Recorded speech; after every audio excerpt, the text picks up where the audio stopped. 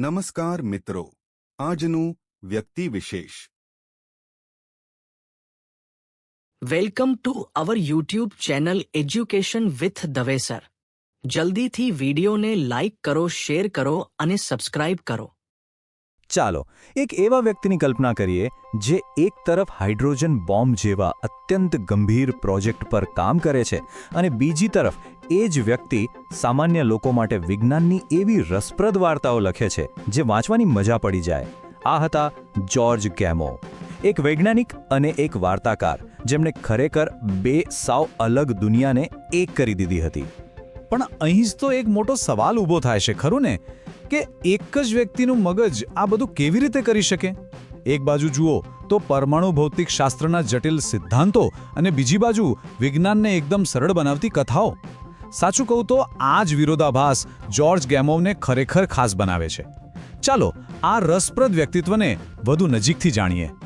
સારું, તો આ જ બે ભૂમિકાઓને આપણે જરા ઊંડાણથી સમજીએ. સૌથી પહેલાં એમના વૈજ્ઞાનિક રૂપને જોઈએ અને પછી એમનામાં જે એક કુશળ વાર્તાકાર છુપાયેલો હતો એને પણ મળીશું. તો આ બધું શરૂ ક્યાંથી થયું? એમની વાર્તા શરૂ થાય છે 1904ના રશિયામાં. નાનપણમાં એમના પિતાએ એમને એક દૂરબીન ભેટમાં આપ્યું હતું અને બસ એ દૂરબીનથી એવો ખાલી તારાઓ નહોતા જોતા, પણ બ્રહ્માંડના રહસ્યોને સમજવાની કોશિશ કરતા હતા. અને આ જ જિજ્ઞાસાએ એમને સૈદ્ધાંતિક ભૌતિકશાસ્ત્ર તરફ દોરી, જે એમના વૈજ્ઞાનિક બનવાનો પાયો બન્યો. તો એમની એ જિજ્ઞાસાએ એમને કેવા વૈજ્ઞાનિક બનાવ્યા? ચાલો હવે આપણે સીધા જ એમના ગંભીર અને ખૂબ જ પ્રભાવશાળી વૈજ્ઞાનિક કાર્યો પર ફોકસ કરીએ.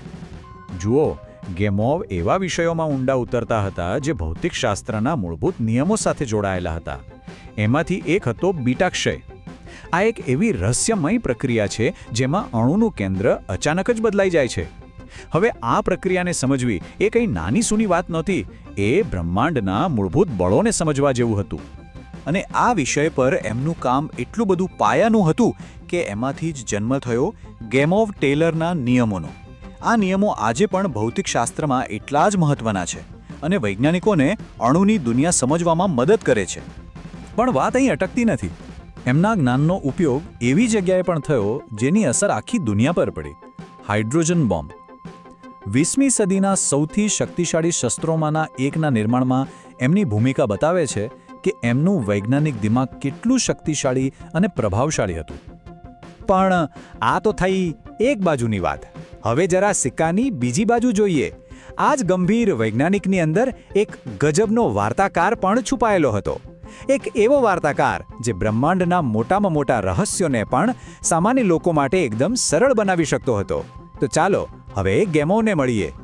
એમણે એક પછી એક એવા પુસ્તકો લખ્યા જે સામાન્ય માણસને પણ સમજાઈ જાય, જેમ કે બ્રહ્માંડની રચના અને પૃથ્વી અને આકાશ. આ પુસ્તકો દ્વારા તેમણે પરમાણુ શક્તિ હોય કે પછી બ્રહ્માંડનો જન્મ, દરેક વિષયને લોકો સુધી પહોંચાડ્યો. અને એમાં એટલા સફળ થયા કે એમના પુસ્તકો દુનિયાભરની ભાષાઓમાં અનુવાદિત થયા. હવે સવાલ એ થાય કે એમના પુસ્તકો આટલા લોકપ્રિય કેમ થયા? કારણ એકદમ સિમ્પલ હતું. તેઓ વિજ્ઞાનને કોઈ અઘરા વિષયની જેમ નહીં, પણ એક મજેદાર વાર્તાની જેમ કહેતા હતા. તેઓ રોજબરોજના ઉદાહરણો લેતા, થોડી રમૂજ ઉમેરતા અને વાંચનારને ક્યારેય એવું નહોતું લાગતું કે તે કોઈ વિજ્ઞાન ભણી રહ્યો છે. તો આપણે જોયું કે ગેમોવ એક ગંભીર વૈજ્ઞાનિક પણ હતા અને કુશળ વાર્તાકાર પણ.